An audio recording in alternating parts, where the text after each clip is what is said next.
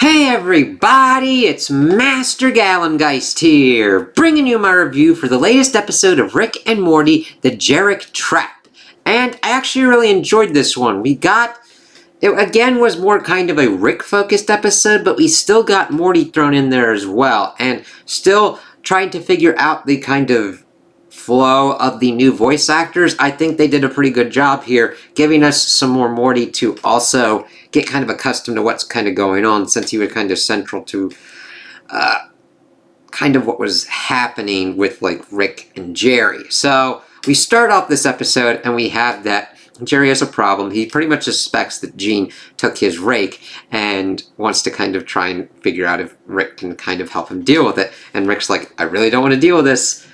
Why the fuck should I help you? It's like, oh, you were born with all this great intelligence. And he's like, no, I was born like you dumb fuck. Let me prove it to you. And essentially does a kind of... Jerry thinks of it more as kind of like a Freaky Friday situation, but it's more of like, instead of transplanting brains, it's just transplanting minds. So they switch each other's bodies and put minds in different bodies. And the thing is, they're trying to like get accustomed. Rick has none of it and like almost immediately like kills himself in Jerry's body. It's like, yeah, that'd be Rick's reaction. And then Jerry in Rick's body is like trying to figure out all the cybernetics and everything, goes kind of nutty doodah and pretty much gets killed as well. And then the garage AI robot thing that Rick has in there is like, this is going to be my whole Thursday, isn't it?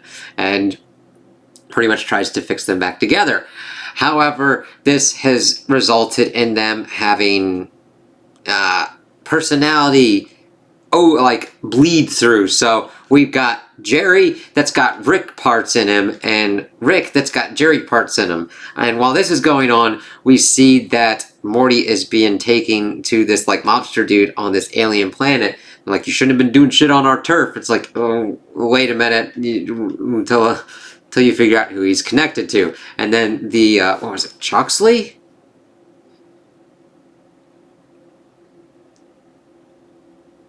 He's like, shit, I'm sorry.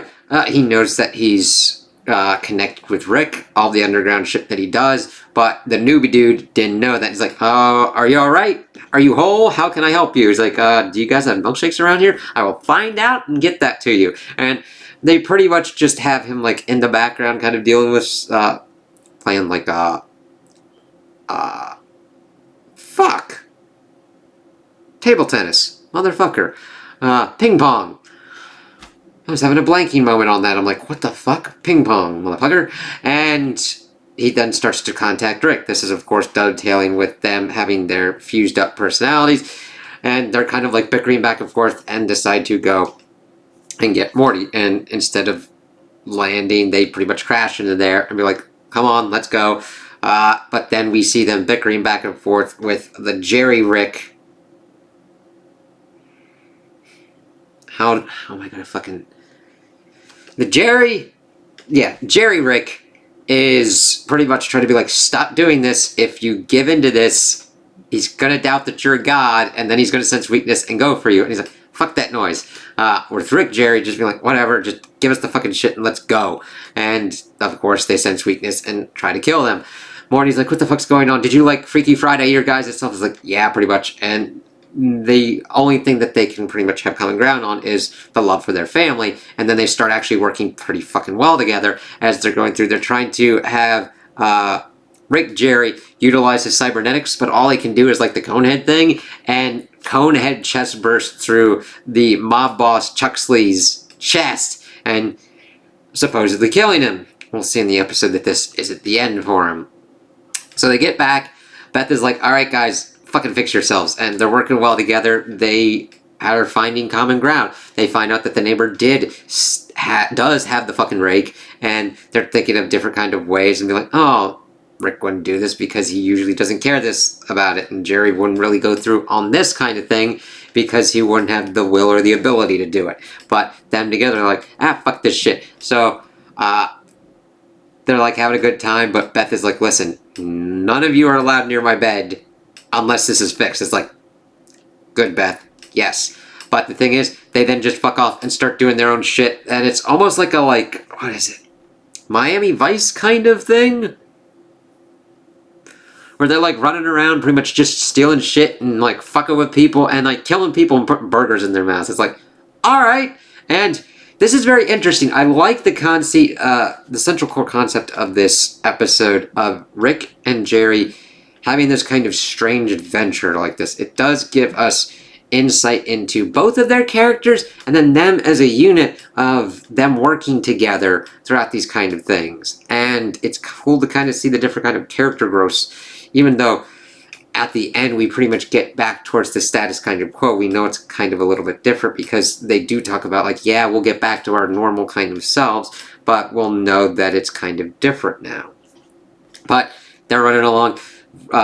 Rick and Jerry get shot, but they kind of like get better. They're like doing all different kinds of drugs and all that. But the thing is, the rest of the family gets captured by the mob people, and the dude who got cone-headed is actually still alive. He's like, yeah, we're gonna fucking get this shit. Because they've been going around trying to figure out where the duo is. But the thing is, they get turned into the mob boss by one of Morty's contacts, which he kind of has to hopefully learns from this situation to be careful about your contacts like that. But the Chuxley dude is like, hey, we got your family, come on. And they're like, alright, we gotta handle this. So they decide to get into their perfect form of Jerricky, which is their combination with like this weird kind of ohm with like all the different arms and everything, and they just like start fucking shit up in this place. It's like, just shoot everything, everything's flammable. And Morty actually fucking understands it. It's like, just keep shooting, everything's flammable, fuck it. And it's like, it's cool to see Morty not freaking out about the situation and actually being pretty level-headed. I mean, he's still got like stress of the situation going on, but with everything that he's gone through, he's like, alright guys, let's kind of handle this. And the Smith family has just gotten kind of used to these kind of crazy ass scenarios.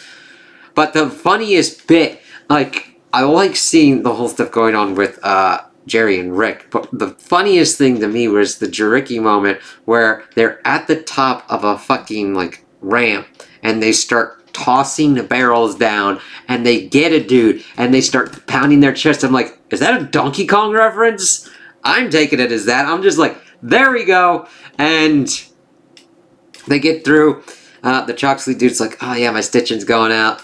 I'm dying now. I'm a workaholic and all that. It's like, alright, cool. And then they just stuff it like old ass burgers. I was like, how old is this thing? And then he dies. So they get back. Jerricky has made the house so that way no mafia will be able to come after them, and they're deciding to go because they've now become the perfect, all the positive aspects of Jerry and Rick, and they're trying to figure out how to kind of handle this.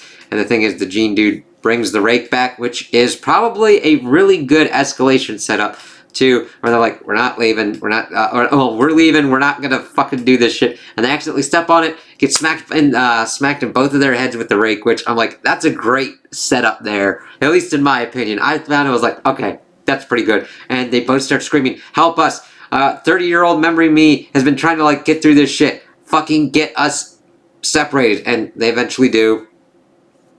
Jerry can't taste food anymore, and they just start bickering back and forth like they were before. But, of course, considering the music and the pullbacking effect, we know that it's probably a little bit different, even though they will still bitch and moan and hate each other for what's kind of going on.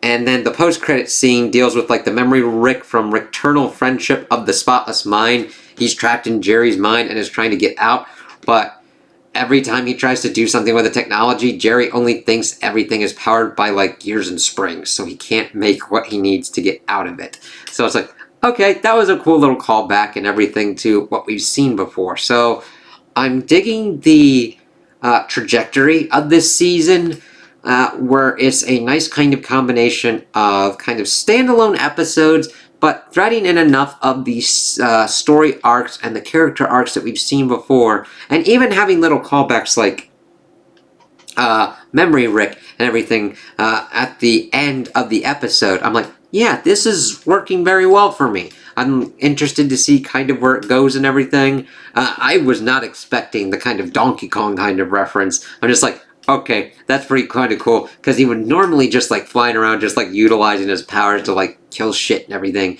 and then just to see him do that was just kind of like, oh, that's all right.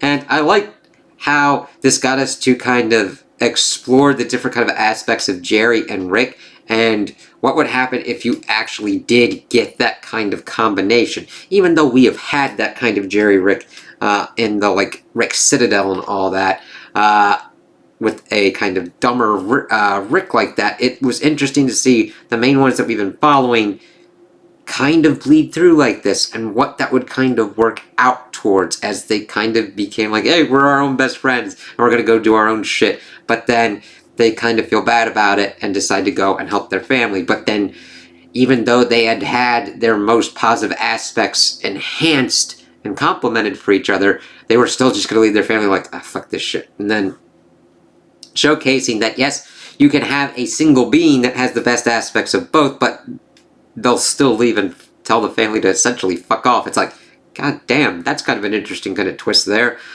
So I liked that kind of exploration. I liked seeing the exploration of the other characters and how they also handled the situations, even though they weren't the main focus. That's always a nice aspect to see in any show where, yes, you do have characters that are in the background, but you're still kind of seeing movement and actual things happening with them in their background. Seeing Morty's underworld context and him getting fucked over. Beth and Summer kind of dealing with these, like, what's going on with Dad and Grandpa kind of whole spiel. I like that. It's a very hard thing to balance and do, so I'm having fun with this season. And if you're not, I totally get it. There's a lot of stuff that's been going on with the show, and sometimes you just get to it, it's like, I've been through a show, and I'm just not into it. I'm not at that point here, so I'm still enjoying it, but I totally get sometimes you have to find a jump-off point. I've had those for shows. Granted, I almost did that with Supernatural, but they're like, here's the last one. It's like, ah, shit. And then Agents of S.H.I.E.L.D. just went off, and it's like, oh, god damn it. But yeah, there's sometimes shows where you got your kind of off point, and I totally get that and respect that. Here, I'm liking what they're doing. I'm interested to see what other kind of stories we got coming up in the pipeline, and I hope that this balance continues, where we can get some interesting stories that doesn't completely overshadow some of the other things that have been going on within the plot and the characters, and having that nicely balanced and blended throughout what goes on. So those are my opinions on the episode. Tell me what you guys think in the comments below. If you liked it, if you didn't like it, if you agree with me, if you disagree with me. Also like and subscribe, and I hope you have a good day.